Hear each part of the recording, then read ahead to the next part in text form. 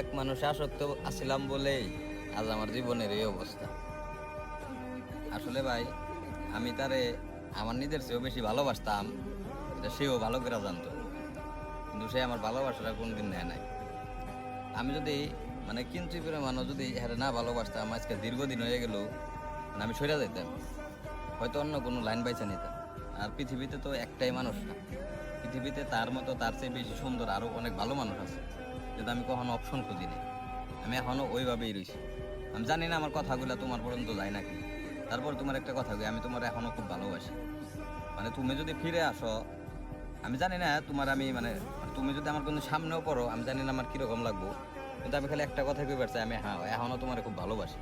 আসলে আমি তোমার ভালোটা মন থেকেই পারছিলাম, কিন্তু তুমি জিনিসটা কখনোই বুঝো নাই। তোমার লেগে মনে করো আজকে আমার লাইফটা নষ্ট হয়ে গেছে। আমি কি না করছি তোমার লেগে? তোমার লেগে মনে করো এমন কোনো কাজ নাই যেটা আমি করি নাই।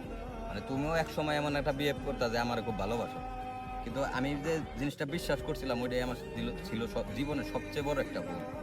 মানে আমি যদি একবার হলেও ভাবতাম যে মানে মেয়ার মানে মানুষের ভালোবাসতে পুলটি মারে, মানে এই জিনিসটা যদি একবার ফিল করতাম বা এই অভিজ্ঞতাটা যদি আগে পাইতাম, তাহলে মনে করো আমি তোমার এতটা ভালোবাসতাম না। তার একটা ছোট্ট উদাহরণ নিলাম।